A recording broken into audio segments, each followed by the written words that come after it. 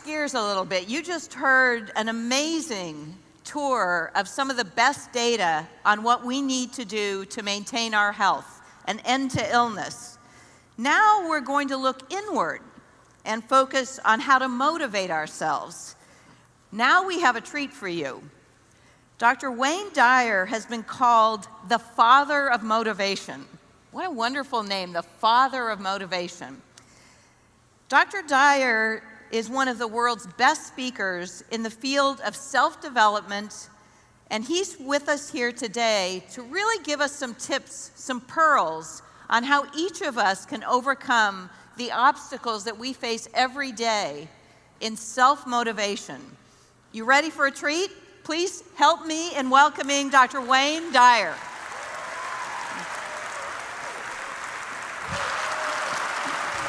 Thank you for being here. Thank you.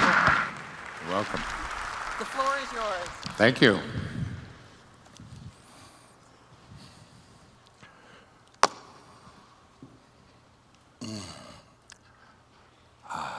Good morning. My name is Wayne Dyer, and I'm 73 years old, and I have sex almost every day. Thank you. Almost on Monday, almost on Tuesday, almost.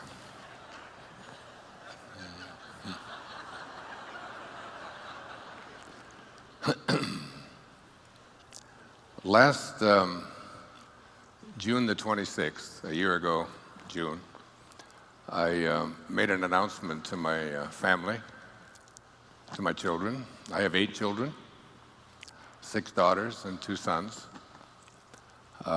They have been among my greatest teachers. Whenever I behave in any way that is inconsistent with something that I might have written or spoken about on television, they will remind me. I wonder what all those people would think of Mr. Positive if they could see him here this morning, was one of my daughter's favorite lines. My very favorite line was from my 13-year-old daughter many years ago. She's now 30. When she was sitting at breakfast, we had 5 children in 8 years, and they were all going to the same school, and I had to drive them. And she looked at her 11-year-old sister, Serena, and said, so if you didn't have any feet, would you wear shoes? And I looked around and thought, I wonder where this is going. What has she got? And Serena looked at her at 6 o'clock in the morning, which is not her favorite time, and said, what do you mean if I didn't have any feet, would I wear shoes? That's the dumbest thing you've ever said. Don't even talk to me. That's so ridiculous. And Summer said to her, don't get mad at me. I was just wondering why you're wearing that bra. That's, so I wrote it down,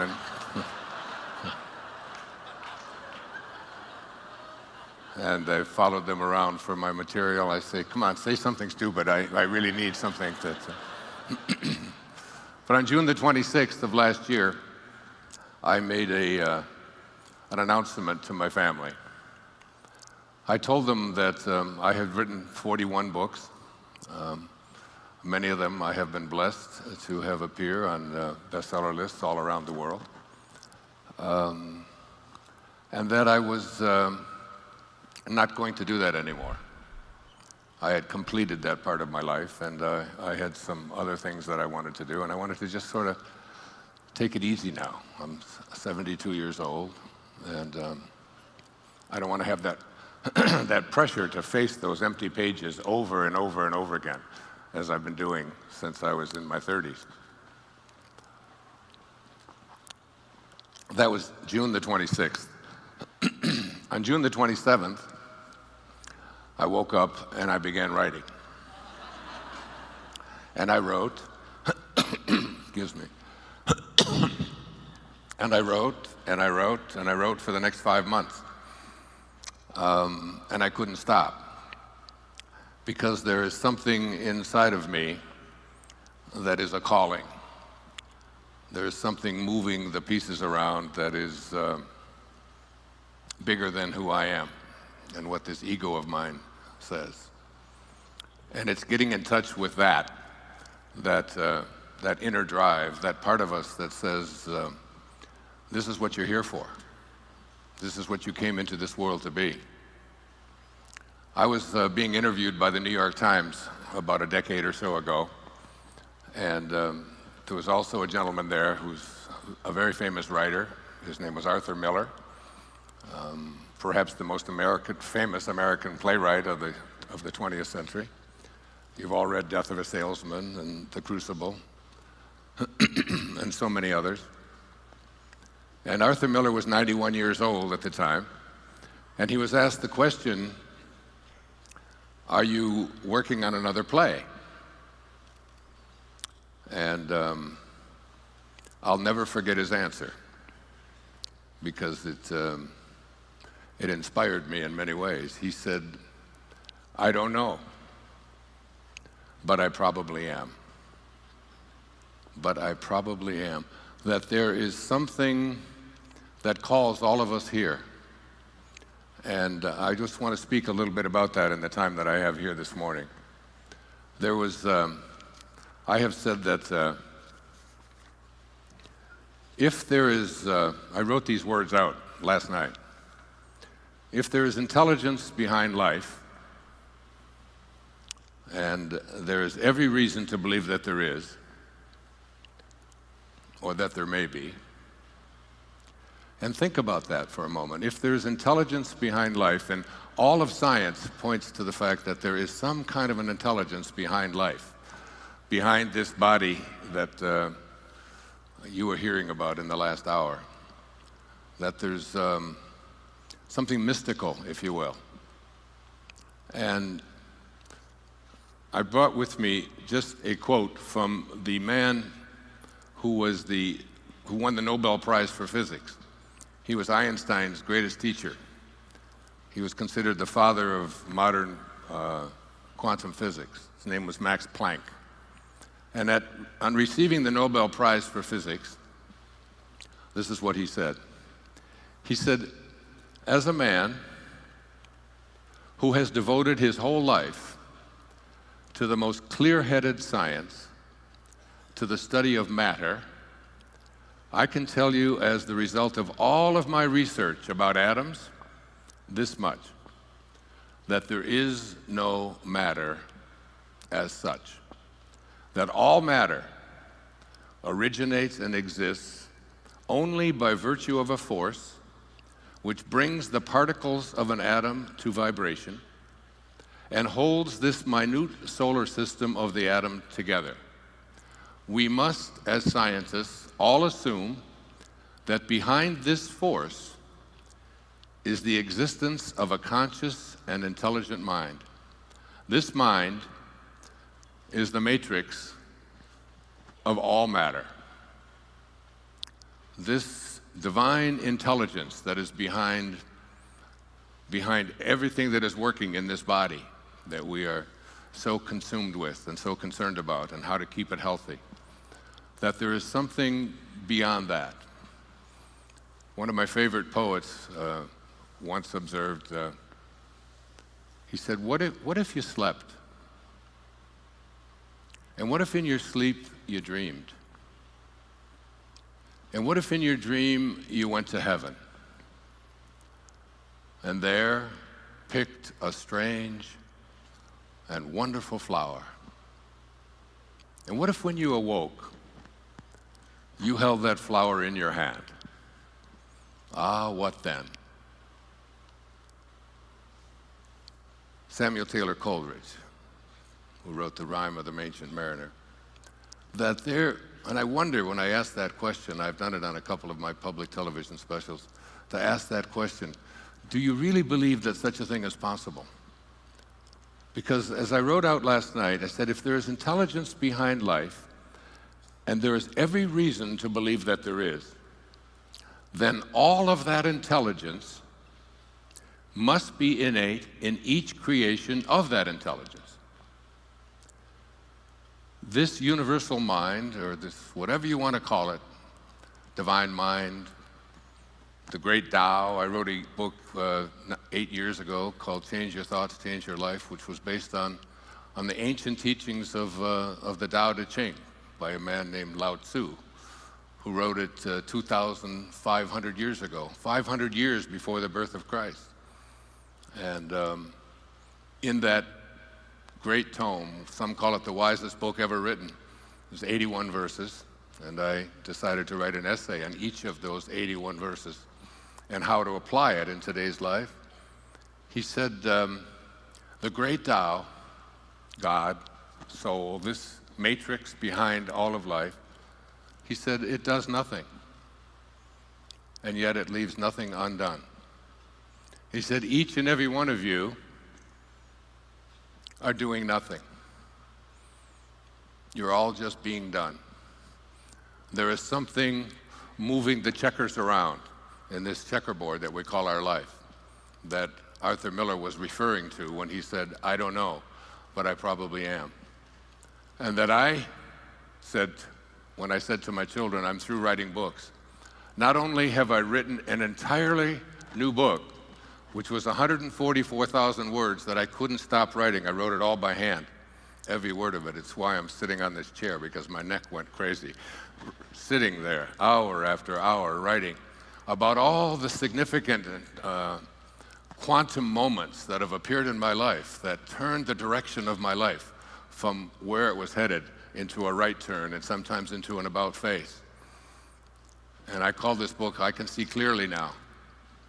I can see clearly that the things that were taking place when I really thought that I knew what I was doing, and something else was in charge of the whole process.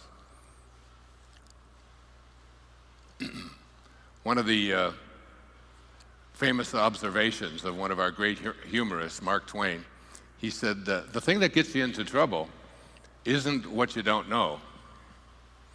It's what you know for sure that just ain't so. And there's so much of what we know for sure that just ain't so. Just like what I knew for sure that I wasn't going to be writing. Not only have I written another entire book and looked at all of these significant factors and features that were really at play, moving me about, but I've written another book on top of that I'm about 3/4 of the way through, based upon how to apply the Bhagavad Gita, the great song of the Lord that Gandhi based his life on, and how we can apply it each and every day of our life. So there's a wonderful poem I want to share with you that reflects what Mark Twain was saying, that it's what you know for sure that just ain't so. It's called The Cookie Thief. It was written by Valerie Cox. A woman was waiting at an airport one night with several long hours before her flight. She hunted for a book in the airport shops and bought a bag of cookies and found a place to drop.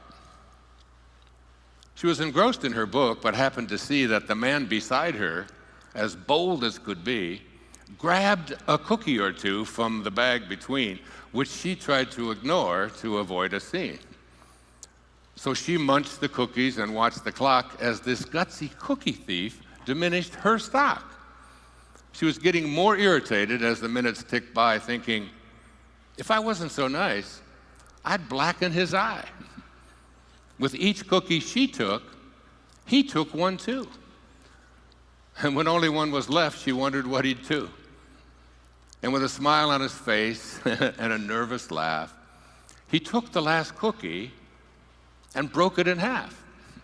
He offered her half as he ate the other. And she snatched it from him and thought, oh, brother, this guy has some nerve, and he's also rude. Why, he didn't even show any gratitude. She had never known when she had been so galled, and she sighed with relief when her flight was called. She gathered her belongings and headed to the gate, refusing to look back at the thieving ingrate.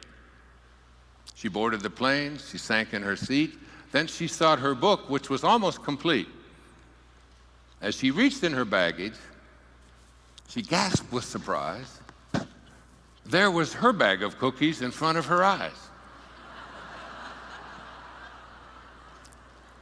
If mine are here, she moaned with despair, then the others were his, and he tried to share. Too late to apologize, she realized with grief that she was the rude one, the ingrate, the thief. Isn't that beautiful? Valerie Cox.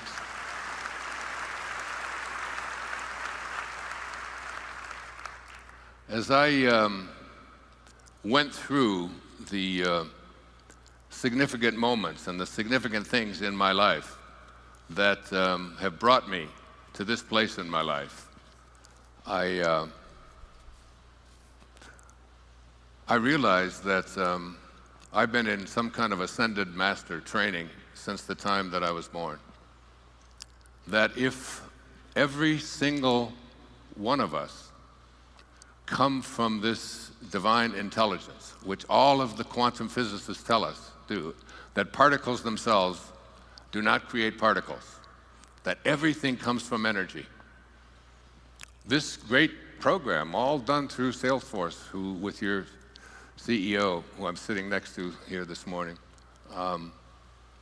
this was an idea. This was a thought. Everything, William Blake said, everything that now exists was once a thought, which means that everything that is ever going to exist must also be a thought. And the greatest gift that we've been given is this great gift of our imagination. And if we can't put something into our imagination and be able to create it, then it isn't going to be able to become hardened into an objective reality, where now over 100,000 people sign up for such a conference as you're attending today. It all starts with an idea. I just watched the film Jobs the night before last in my hotel room. And I can really relate, even though I think he might have missed out a bit on the kindness factor, but I can relate to this notion that when you have a dharma, when you have something that you came here to do, when there's a calling that you have, when there's an excitement that takes place within you, and when you can't let go of that excitement, that's really God talking to you. That it's the invisible part of you, it's the soul that says, the soul of ours, this invisibleness that we carry around. I mean, we can all find the command center. All the brain surgeons can go in and they can look and they can say, this is the command center where this causes this thing to happen, this causes that thing to happen. If I say I'm going to wiggle my finger, and you say, well, and then I have a thought, and then that thought gets transferred and 1 trillion cells start working, and my finger wiggles from a thought. And we can find the command center, we can cut it off, and we can do things inside the brain. But no one has ever been able to find the commander in the command center that says, I think I'm going to wiggle my finger. I think I'm going to move my left foot. I think I'm going to write a book. I think I'm going to create something. That place of being aligned, Herman Melville, writing in Moby Dick. This really relates to me because I live on an island, as does Mark. I live on Maui. He lives on the Big Island. And I'll be there tomorrow morning in the ocean. Melville said this in Moby Dick: for as this appalling ocean surrounds the verdant land, so in the soul of man lies one insular Tahiti, full of peace and joy, but encompassed by all of the horrors of the half-lived life. The half-lived life. When I get to the time when I leave this body, I will never say that I lived the half-lived life. I understand what Steve Jobs was saying, when he would feel something so deeply inside and would be surrounded by people who couldn't share his vision, that there's something inside each and every one of us that drives us. And I was trained earliest to be a Jungian analyst by Carl Jung. And Carl Jung once observed, he said, he was talking about this idea that within each and every one of us there is this purpose. And he said, at the same moment that you are a protagonist in your own life and you're making choices, at the very same moment, you're also the spear carrier or the extra in a much larger drama. And he concluded that, and I've never forgotten this. He said, all of you are doomed to make choices. It sounds like such a paradox. If you're doomed, how can you be making a choice? So let me bring it into looking first at your own body. And you heard the doctor speaking before about your bodies, and so much of what he was saying I align with and relate to. Our bodies are what we are given to live out this incarnation, this time on this planet. I happen to be given a male body that's about 6'2", and it has hair that used to grow on its head and now grows in its ears, and all of these things. This is what I was doomed to. I mean, I'm not going to be in a female body. I'm not going to be in a body that has brown eyes when I have blue eyes, and so on. So in a sense, you are given this body. But you also have choices to make. And the choices that you make within this sense of being doomed, which is what he meant when he said you're a protagonist in your own life, but you're also a spear carrier in a much larger drama. That there is something bigger moving all of these pieces around. And this thing that is bigger, that is moving the pieces around, is something that you have to align with.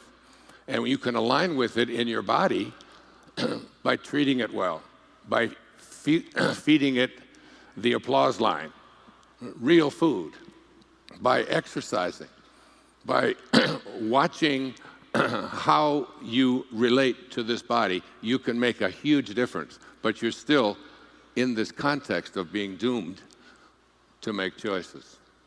Now look at the rest of your life.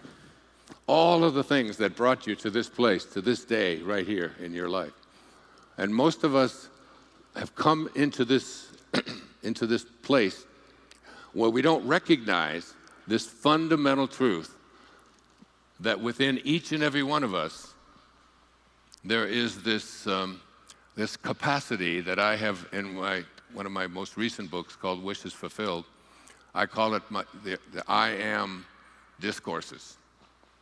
The word I am. See, if you want to be able to change something about yourself or to align yourself with this divine mission in which you say, yes, I have been doomed to do all of these things, but there are choices that I can make. So that, Rumi said that at the moment you are born, a ladder is placed before you to help you to escape from this world.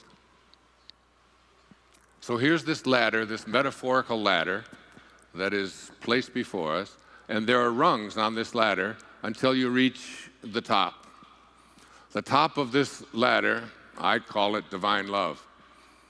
It's what T.S. Eliot spoke about. I use a lot of poetry because I write a lot of poetry and read a lot of poetry and believe that poets can speak to us in language that is very different than what scientists often speak. T.S. Eliot said that we shall not cease from exploration. But at the end of all of our exploring will be to return to the place from which we originated and to know it for the first time. Now, he was speaking about death, I believe. I'm not. I do not think that we have to leave our bodies in order to understand this divine intelligence from which we originated. I had a wonderful meeting back in the early 1970s late 1970s, with Buckminster Fuller, this great scientist, great man. We were speaking together at a conference in Denver, Colorado. And after the conference, he said, all of us are born geniuses, but life itself seems to de-genius us. We are all pieces of God.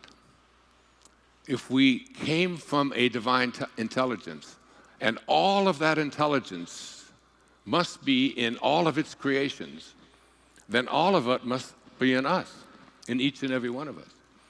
That all of us have these enormous capacities, these powers to be able to heal ourselves and to heal others, to manifest what it is that we want to place our attention on, to be able to create massive changes in our world, to bring peace to a place where there's so much violence and hatred. The Dalai Lama once said that if we could take every child on this planet at the age of 5 and teach them to meditate for 1 hour a week, we could eliminate all violence that exists on our planet in 1 generation. Imagine. 1 hour a week as a child, just thinking about compassion. We have so much violence in our world because we have violence in our heart. The violence that we have in our heart is because we have left our source of being, and we fill ourselves with rage and beliefs about who we are. But the truth is that most of us can't answer the simple question about who we are. I had a great teacher in India. His name was Nisargadatta Maharaj. My friend Deepak Chopra, who will be speaking here soon with me, introduced him to me. And I read his great work, I Am That. And he was asked the question, what is real? Master, what is real? And his response was, that is real, which never changes. Everything else is illusion. So, how does this apply to each and every one of us? What is there about you that has never changed? I have a picture of myself when I was 21 years old on the wall at home, and that was 50 years ago. There's not one cell of that body, that 21-year-old body, that's left here on this planet. It's all gone, every cell. And yet, I still persist. Here I am, in this body. And I sit here now in this 73-year-old body believing that this is me. But an hour from now, this body that I'm sitting in here will be a different body than the one I walked up onto the stage with.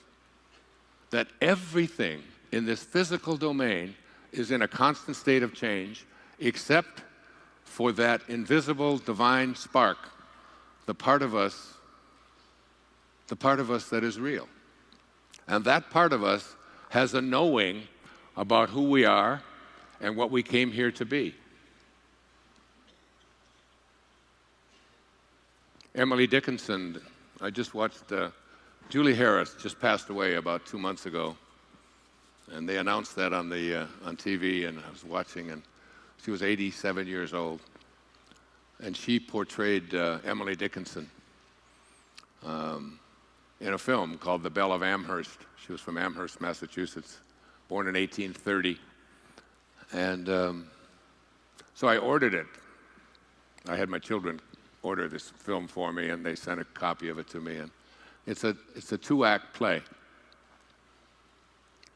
And it was Julie Harris just being Emily Dickinson, this recluse of a woman who wrote so much beautiful poetry. And She once said that, and when it was over, I watched the thing by myself in my writing space, in my sacred place. And as I watched it, I stood up when the audience stood up, and I gave her a standing ovation for as long as the audience could. I could not stop myself. It was so brilliant and so beautiful, something I encourage you to do. Julie Harris was just magnificent. I couldn't imagine being on stage and being so brilliant for such an extended period of time. Because I could not stop for death, he kindly stopped for me. The carriage held but just ourselves and immortality. This quiet dust, she would say, holding up a handful of dust, this quiet dust was gentlemen and ladies and lads and girls, was laughter and ability and sighing and frocks and curls. This passive place, a summer's nimble mansion where bloom and bees fulfilled their oriental circuit, then ceased like these. My beautiful mother passed away last July 22nd. And 2 days later, after she was cremated, she was 96 years old, they gave us an urn with her ashes in this urn. And I held this urn up, and I look at it and I say, surely this is not my mother. Not this handful of dust. Surely all of you are not what your ego has convinced you that you are. All of my accomplishments, all of my possessions, my reputation, how I'm regarded by others, all that I own, all that I've created, this great company, surely you're not these things, because they're not real. They're not real in the sense that they're always changing, just as your body is always changing. Surely that's not you. And coming into contact with who you are is the lesson that I learned in writing I Can See Clearly Now. I lived in an orphanage the first 10 years of my life. My father walked out on his family. My mother had 3 boys in 4 years by the time she was 22. And I was born in 1940, and my brothers were born in 1938 and 1936. My father just decided that he couldn't handle this.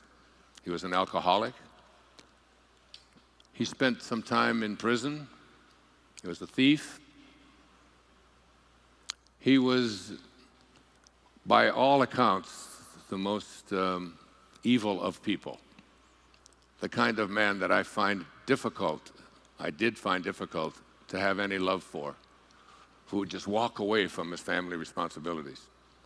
My mother was able, when I was 10, by 1949, to remarry my father in another body, another alcoholic, abusive man that I lived with for 5 years. Because life gives exams, I guess, and if you don't pass them like algebra, you take it over until you get it. And that's what she did. And so I was reunited with my family. My middle brother, David, and I were together through all of the foster homes and all of the orphanages that we lived in, all of the random abuse and craziness that went on in those years. And we were finally reunited. And in the 4th grade at Arthur Elementary School on the east side of Detroit, I had a teacher. Her name was Mrs. Engels. And every day she would read to us. And she would read to us from 10 minutes to 3 until 3:15, provided that the class was good, meaning that they weren't noisy and rowdy and that we had to keep quiet in order to listen to her read this particular book that she read, which was a turning point in my life at the age of almost 10. It's why I know that there's something moving the pieces around in every single one of our lives. And what we have to do is we have to find our excitement and what it is that makes our soul feel good. And then stay with that, independent of what others might say. So I became the enforcer in the 4th grade at Arthur Elementary School, because when anybody would start to talk, I would walk over to them, or I would get them and tell them that they were not going to get to hear the story. And nobody really was that interested in hearing the story except me. I was just enthralled by this story. And the story was The Secret Garden. It was written in 1909. And it was the story of a little orphan girl, only I was a little orphan boy, who had just been reunited with his family, just met my oldest brother, didn't even know him before, my brother Jim. And I was finally living in a family and had a stepfather, but he was drunk every day. But what I learned in reading The Secret Garden, listening to The Secret Garden, is that there is a secret garden inside each and every one of us, and that door opens inward. And there is a place within each and every one of us where we can see God at work. We can see God within ourselves. We can know that we are pieces of God. We are sparks of God. We must be like what we came from. We came from this intelligence that Max Planck spoke about, the matrix of all matter. And all of its creations must contain all of its intelligence, so that it's in all of us. The ability to have that secret place, that inner Tahiti, full of peace and joy. There was a little boy in that book named Dickon who always looked at the positive side of everything. He could just never talk about death, and he would never talk about sickness, and he'd never talk about what was wrong, because he said, what you talk about, you become. What you think about becomes your reality. I was 10 years old. It's almost as if I had to have a conversation with God before I got here. And because I told Serena, my daughter, many times, if you don't like the way I'm parenting, because she would always give me little lectures about how I was doing it wrong as she was growing up as a teenager. And I'd say, if you don't like the kind of father that I am, then you should be very careful and recognize that it isn't my fault. I'm just doing what I know how to do, and you picked me to be your father, and if you didn't like the kind of father that I am, you shouldn't have picked me, you should have picked someone else.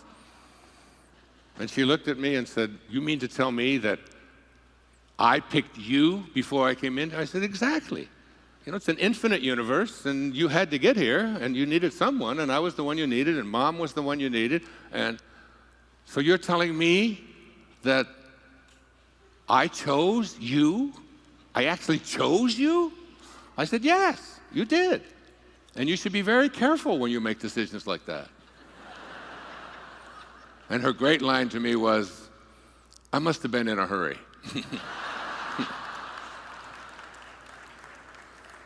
And I feel that as if I had a conversation with God before I came into this world, and God said to me, what is it that you would like to do while you're here this time around? And I said, I'd like to teach self-reliance. That's all I've done since I've been here. I've written 41 books on this subject of relying upon yourself and trusting in yourself and going within. As my evolution has taken place, my writing has taken place. I've written from my heart all these years. And God said, then we better get your little ass into an orphanage. Because when you're in there, you will learn to rely upon yourself, because there's not going to be anybody else there to do it for you. And I look at the first 10 years of my life and taking care of my brother David, who was 16 months older, much smaller. He was very sickly. And I had to struggle to help him and to keep bullies away from him and so on. I can look at those 10 years of my life as the early training ground. My stepfather was a Roman Catholic, And on Tuesday nights in 1953, when I was 13 years of age, there was a very famous comedian, American comedian. His name was Milton Berle, and they had the Milton Berle Show, sponsored by Texaco. Uncle Milty, some of you may remember. But opposite the Milton Berle Show on Tuesday nights was another show. There were only 3 channels in those days. We had a little black and white Admiral television set. We'd sit around and look at this. And there was this man who would lecture on Tuesday nights opposite Milton Berle. His name was Bishop Fulton Sheen. And my uncle, my stepfather, Bill Drury, loved to watch Bishop Sheen.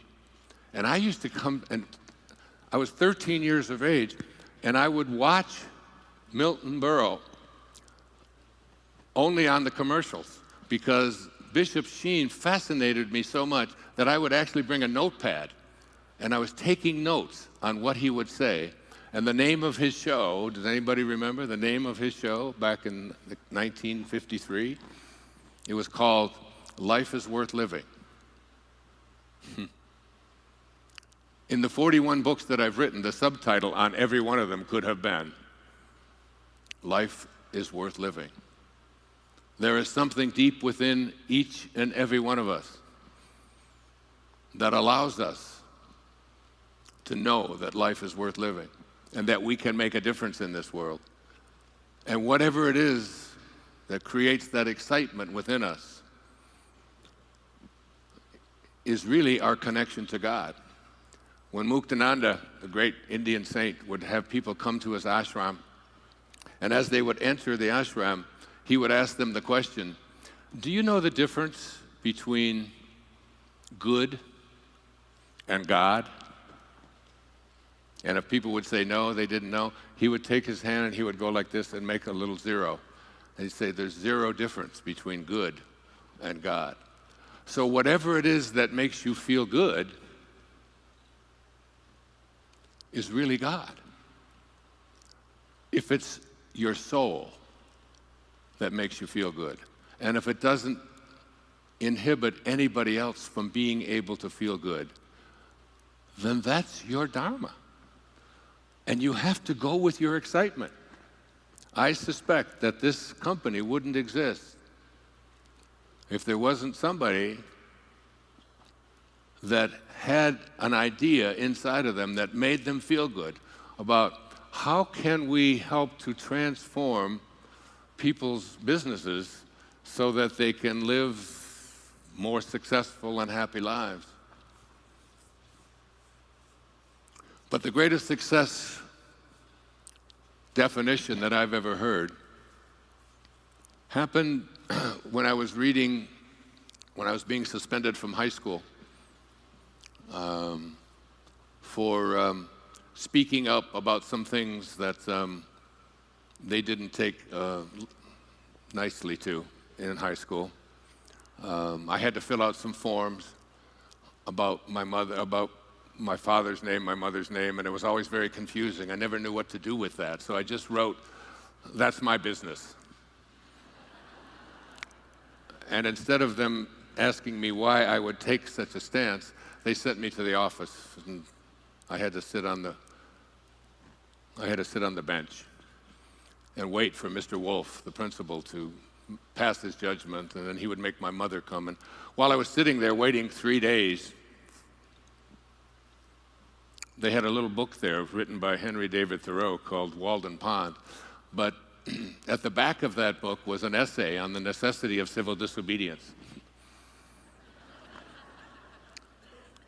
And I figured if they put that book there, that must be there for a reason. They must want people like me to read it. And so when I had my meeting with Mr. Wolf, and my mother had to come from work and take 3 buses to get there, and I explained why I had said what I said, and that we have to stand up against these silly things. And this wasn't the first time I was there in that office. But Thoreau said this in that essay on the necessity of civil disobedience. That is, when things are out there that you don't agree with, that you have to go within and find something inside of you that says you have to stand up for it. I know, because when my own mother was born in 1916, women couldn't even vote in the United States until she was 4 years of age. And that didn't happen because people obeyed the rules. That happened because people took the role of civil disobedience and said, there's something inside me that says this is wrong, and I'm willing to fight for it. Tomorrow is the anniversary of a day that changed my life forever. Except November the 22nd, 1963. I was a marcher during the Civil Rights days. I was in the United States Navy when it was segregated. I walked into a coffee shop in Havre de Grace, Maryland, with my friend Ray Dudley from Chicago, who was African American, and they refused to serve either one of us because he was black and in the uniform of the United States Navy. That wasn't very long ago. I was outraged and horrified by such conduct. And the man who said, we're going to change that, put hope in my heart. And the day that he died, I was at Wayne State University in Detroit, driving up Crane Street. It's on my Facebook page today. I wrote a whole thing about it. It's a chapter, and I can see clearly now, because I decided that I wanted to be someone who could make a difference in this world, who could end that kind of hatred and horror shows that was so present back there in the 60s and 70s. The United States Navy was segregated when I was in it, and it was an outrage to my soul. And I just like to say a little prayer, I guess, for the 50th anniversary of this man who made me believe that one person can make a difference. He put hope in my heart and in my soul. And Thoreau's definition of success was this. He said, if you advance confidently in the direction of your own dreams and endeavor to live the life which you have imagined, you will meet with a success unexpected in common hours. That's what my life has been about. It's been dedicated to this idea of advancing confidently in the direction of my own dreams and endeavoring to live this life which I have imagined. And the key word there is dreamed and imagined. Your imagination is your greatest gift. Anything that you can place into your imagination can harden into a reality if you follow very specific principles. I outlined them in detail in Wishes Fulfilled. If you begin to assume the feeling of a wish fulfilled, if you begin to know within your heart that what it is that you came here to be and came here to do. I was so blessed as a young doctoral student to have as a mentor a man many of you read when you were in college. His name was Abraham Maslow. He's most famous for his hierarchy of needs. At the top of this pyramid, he said, there is something inherent in each and every one of us. The base is just our needs to take care of our bodies, to feed them well, to give them enough rest, to do all of these kinds of things. And then our needs to belong, and our needs to fit in, and our needs to be loved. These are all part of this hierarchy of who we are as human beings. But at the very top is this apex, this little corner of the pyramid. It's called self-actualization. To actualize your life in the way that you came here to actualize it. And Maslow said that there are certain people who come into this world who live from a self-actualized perspective. And there's certain things about them, there's certain qualities that they possess. There's a certain way that they go about their life. and that they're very seldom understood. I thought about that a lot the other night as I was watching Jobs. I think about it as I was sitting next to your CEO, Mark. And I think about it in terms of my own life. Because so many people are willing to come into your life and tell you what your Dharma ought to be. That you should be doing this. That you should live that way. That when you place your thoughts on what other people want for you, or when you put your thoughts so much on what you don't want, or what's missing, or what you can't have. And self-actualized people don't think like that. The day that I became acquainted with Dr. Abraham Maslow was because the principal in the school where I was the school counselor got the flu. And she changed the whole course of my life that day when she got the flu. Because she got the flu and was sick, I had to address the entire parents group of the school that I was teaching at in Michigan, Mercy High School. And that, the day after Labor Day, in 1966, I addressed the students and their parents on what I had a vision for what the school year was going to look like. I was 26 years old. I had just received my master's degree and was ready to peruse all of the different ways of studying for a doctoral degree. I was going to study Jungian analysis. I was going to study Skinnerian approach to psychology. I had all of these ideas on what I wanted to do.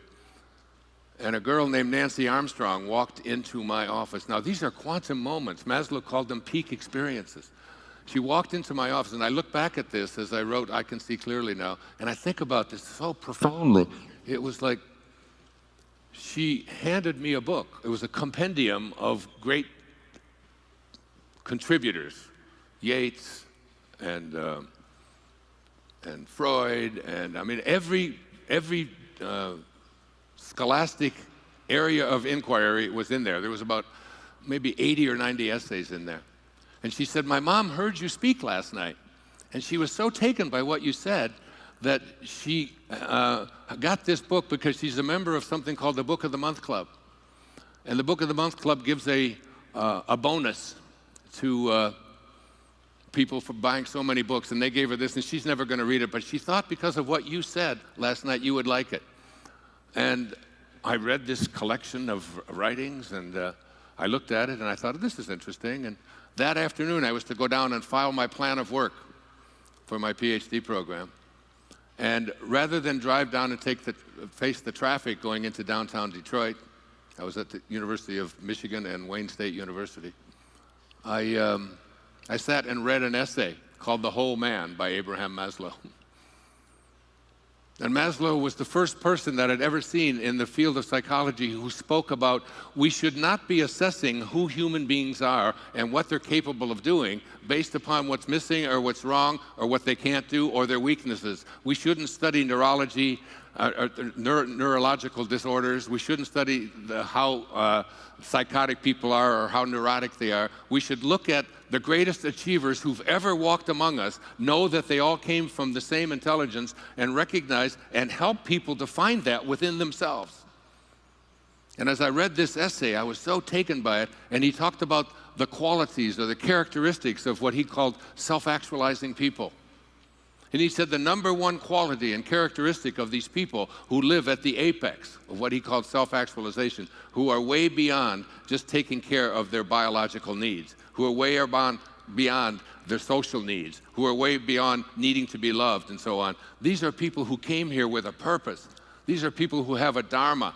These are people who won't let anyone else determine what it is they're going to be. He said the number one quality of these people is that they are independent of the good opinion of other people.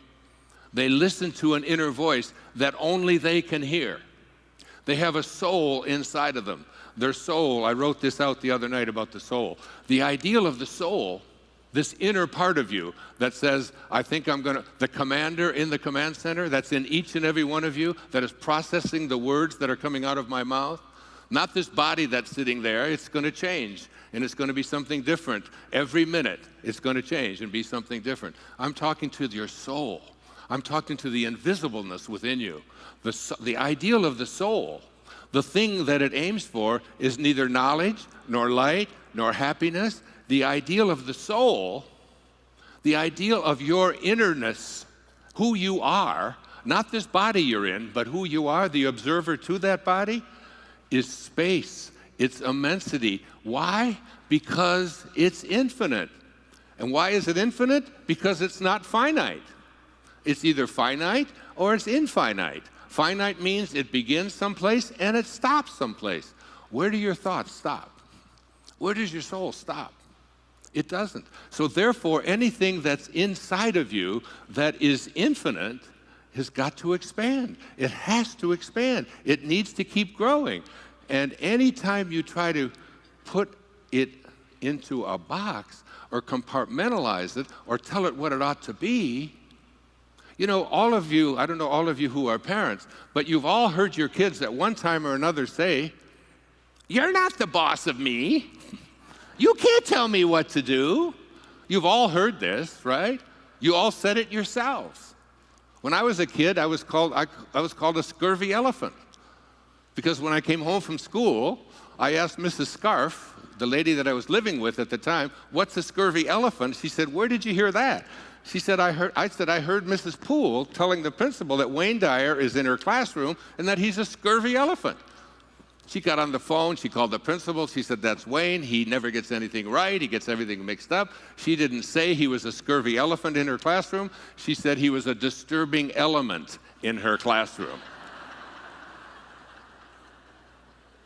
Your soul is a scurvy elephant.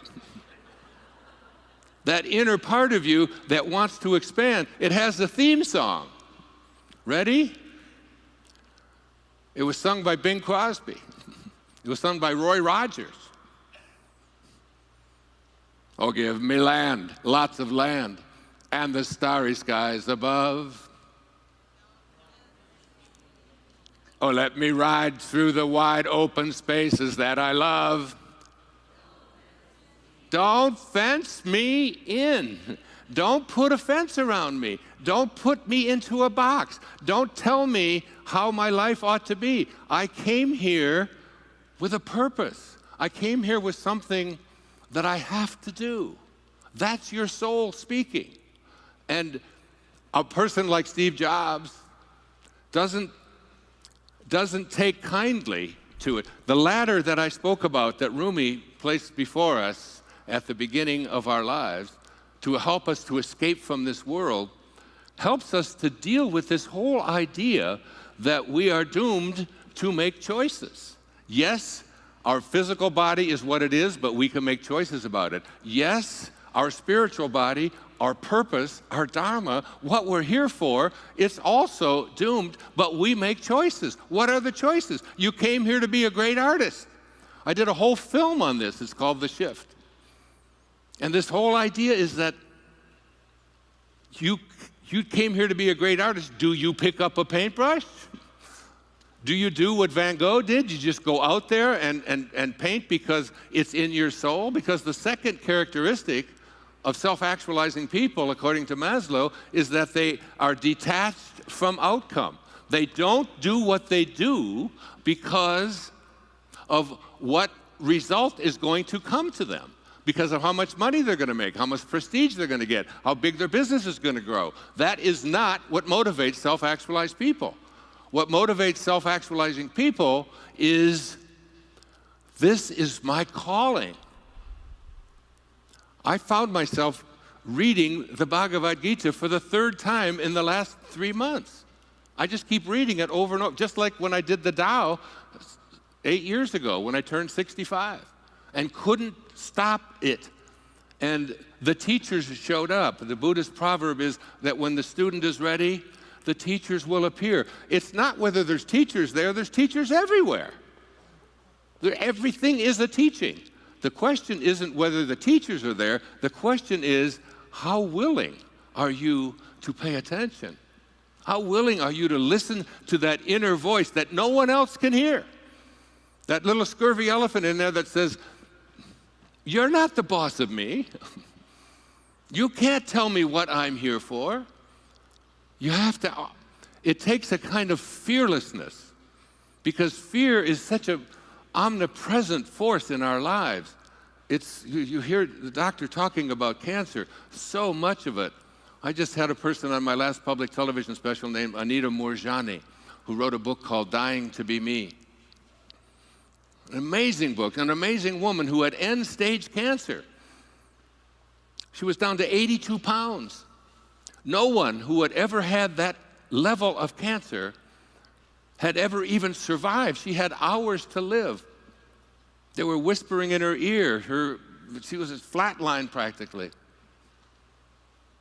And she, from the other realm, from the other vision, was told by her father, who had passed 10 years before, you can go back. You have something to teach. And she didn't want to. Now remember what Mark Twain said, and remember the cookie thief. It's not what you don't know that gets you into trouble. It's what you know for sure that just ain't so. My philosophy has always been, have a mind that's open to everything and attached to nothing. Open to everything. All things are possible. Jesus said it so beautifully in the New Testament. I don't have to say it. With God, with your highest self, with this place of divine love, all things are possible. And when you have this knowing within, this is what I'm here for. This is the song I came here to play. Independence of the good opinion of other people, detachment from outcome. I do what I do because of the passion I feel. I am not here because of what you paid me to be here for. I am not here because of any need that I have to sell another book. I am not here for anything external to myself. I am here because I have a passion within me, the same passion that I felt 50 years ago tomorrow when the President of the United States, the man that I believed could change what happened to Ray Dudley and myself in Havre de Grace, Maryland, back there in 1961. That we can, when we get something into our hearts, a different kind of love. The great Peter Dunov, a great Bulgarian scholar and spiritual master, who Albert Einstein said of Peter Dunov, he said, the whole world bows before me. And I bow before Peter Dunov. Peter Dunov, in 1944, the year that he died, when the country of Bulgaria was overrun by the Nazis, was the person responsible for not one Jew being sent to the concentration camps, because he contacted the Tsar and was able to keep them from sending the people that were on the trains. It was a spiritual knowing. This man wrote over 250 books on something called divine love. A kind of love that I aspire to. A kind of love that is beyond the ego. The ego is this part of us that has edged God out, E-G-O. It's edged God out. Rabindranath Tagore, the great Indian poet, said, speaking of the ego, I went out alone on my way to my tryst. But who is this me in the dark? I step aside to avoid his presence, but I escape him not. He makes the dust rise from the earth with his swagger. He adds his loud voice to every word I utter. He is my own little self, my Lord. He knows no shame, but I am ashamed to come to thy door in his company. That's the ego. That's the part of you that says who I am is what I have and what I do and what I've accomplished and what other people think of me and how much I own. And all of those external things. Maslow said that self-actualizing people do not even see appearances. They see the unfolding of God in everything and everyone they encounter. Much like Mother Teresa, whose presence I was graced to be in 1989. She said, when she was asked the question on KTAR radio in Phoenix by Pat McMahon, my dear friend, is there anything I can do for you, Mother Teresa, to help you with the work that you have come here to do? And she said, no. I just came here to support the homeless shelter that was built here in Phoenix, where I stayed last night. He said, but Mother Teresa, I could raise money. This is a 50,000 watt clear channel station. We go all over the United States. Could I just do anything for your ashram in Calcutta? And she said, no, Pat. She said, stand up. She was about 4'10" herself. He said, Mother Teresa, we could raise money. She said, I'm not interested in raising money. I'm here to support the homeless shelter. He said, isn't there anything that I can do? And she said, there is one thing that you can do for me. She said, tomorrow morning, get up at 4 a.m. and walk out onto the streets of Phoenix and find someone who's living there who believes that he's alone. And you convince him that he's not. It makes me cry. She said, every day I see Jesus Christ in all of his distressing disguises. This is what Peter Dunoff talked about with something called divine love. He said there are three kinds of love. There's human love, and human love is a love that changes, and it's a love that varies.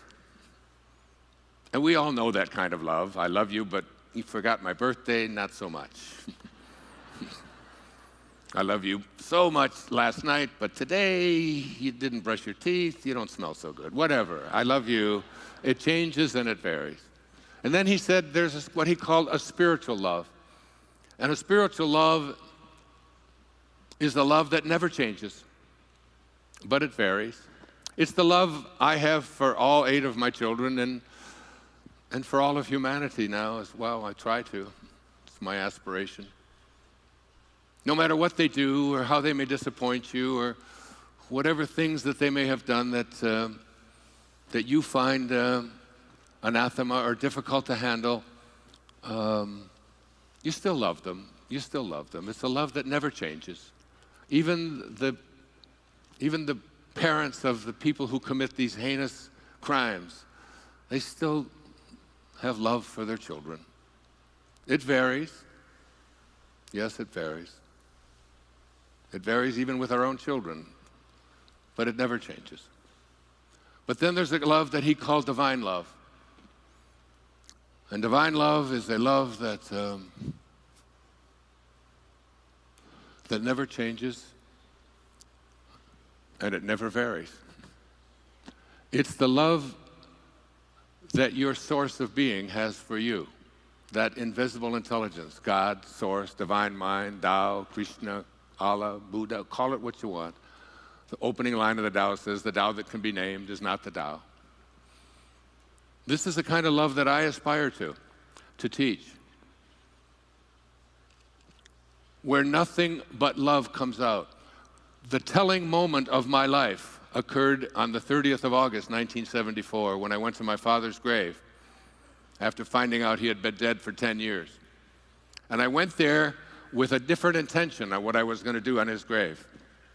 I was so filled with rage and anger and hatred toward this man. But rather than do what I had gone there to do, some invisible, divine, organizing intelligence that moves the planets and grows your fingernails and beats your heart,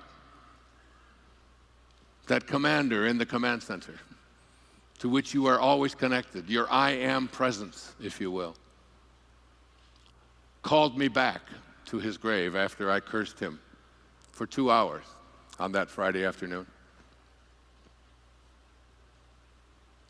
And I stood there and I said, from this moment on, I send you love. Who am I? Who am I to judge you? You did what you knew how to do. given the conditions of your life. And when I left that gravesite, I was a completely changed man. Alcohol hasn't touched my lips since that day. I walked away from it.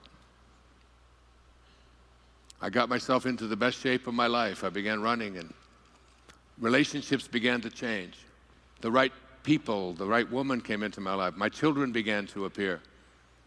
Because when you advance confidently in the direction of your own dreams and endeavor to live the life which you have imagined, you will meet with a success unexpected in common hours. Everything about my life changed. My writing took on a whole different flavor. Before, I was stuck.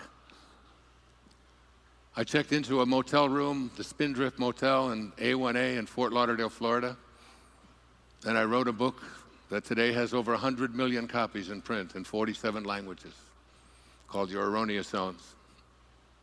It came because the rage was gone. Mark Twain once said that forgiveness is the fragrance that the violet sheds on the heel that has crushed it. That's divine love. It's the love that Hafiz spoke about. Even after all this time, the sun never says to the earth, "You owe me." Just think what a love like that can do. It lights up the whole world. If we can get the hatred out. I brought a poem. I just did a new public television special. And I closed it with this. We built a treehouse. It'll be airing beginning in June. And I speak about divine love, and I do a seminar every year in Maui. You're welcome to come. Well, you're almost welcome. It's almost sold out. But I do it with, this year I'm doing it with Anita Moorjani, myself, and Immaculée Ilibagiza, the brilliant Rwandan woman who survived the Holocaust of 1994 through her faith in God. Saints that I'm going to be presenting divine love 2 days in January. But this is one of the favorite poems. It gives me what my kids often call the tinglies. That goose flunch. Goose? Did I say goose? It's like goose, only it's goose. Goose flesh. It's called In a Treehouse by Hafiz.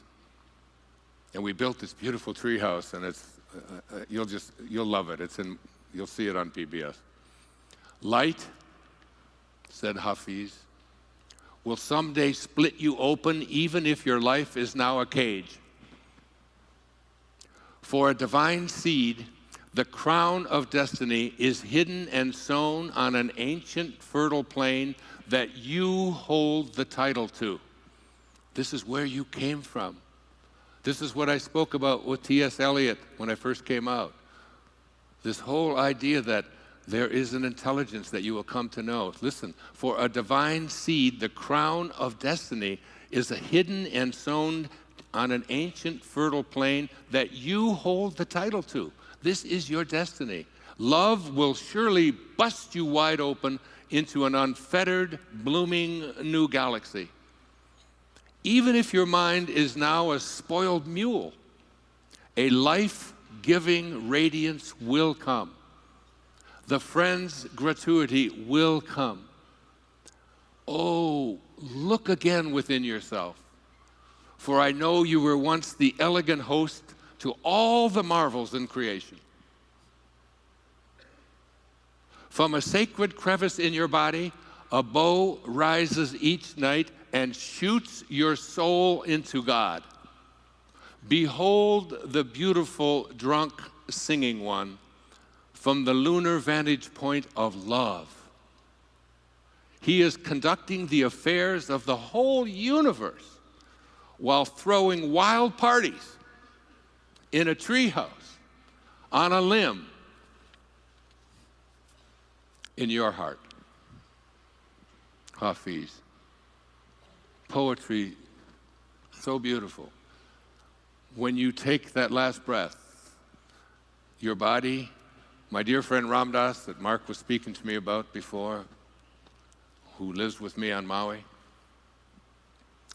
when he celebrated his 80th birthday, we were all asked to just say something special to him, and he's one of my dearest and closest friends who wrote Be Here Now and was instrumental in one of those turning points that I wrote about, and I can see clearly now. And I gave him a line from William Butler Yeats, the great Irish poet. I said, Ram Dass, this is what Yeats said about an old man. He said, an aged man is but a paltry thing, a tattered coat upon a stick, unless soul claps its hands and sings and louder sings for every tatter in its mortal dress. We're all just tattered coats on a stick unless we find our soul, that part of us that doesn't want to be fenced in. The great Patanjali, 2,300 years ago, when you are inspired by some great purpose, some extraordinary project, all of your thoughts break their bonds. Your mind transcends limitations. Your consciousness expands in every direction. And you find yourself in a new and a great and a wonderful world. And then he said, dormant forces, that is, forces that you thought were dead and inaccessible to you, dormant forces, faculties and talents come alive.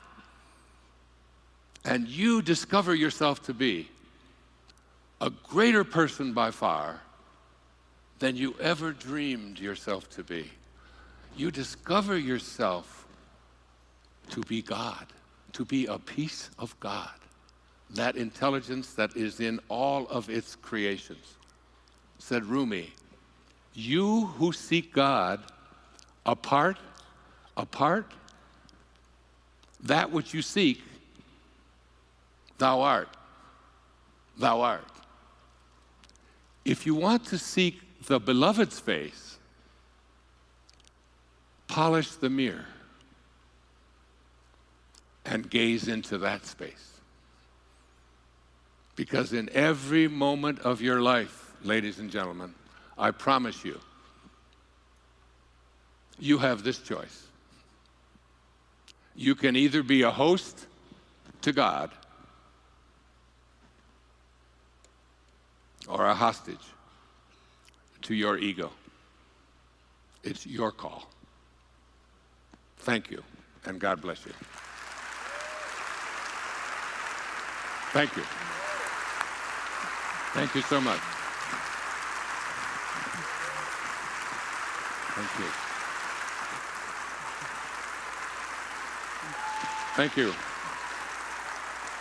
Thank you. Thank you. Thank you. Thank you. Namaste. Thank you very much. Thank you so much, Wayne. I don't even know where to start. I'm worried I'm the stubborn mule of your last poem. So this session is all about all of these folks whose lives are filled with hectic everything, thinking about their personal health. How do you define personal health?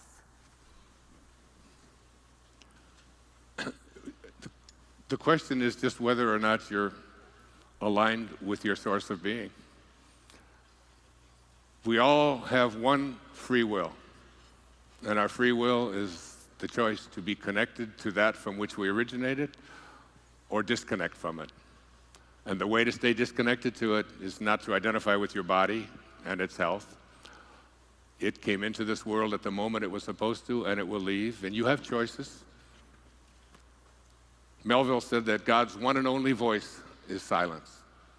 And Blaise Pascal, the great scientist and philosopher, said that all of man's troubles stem from his inability to sit quietly in a room alone.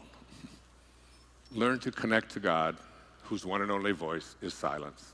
I do it every morning for 2 hours, and it's how I live. you'll find peace there. That's your inner Tahiti. Please join me in thanking Dr. Wayne Dyer. Thank you so much. Thank you.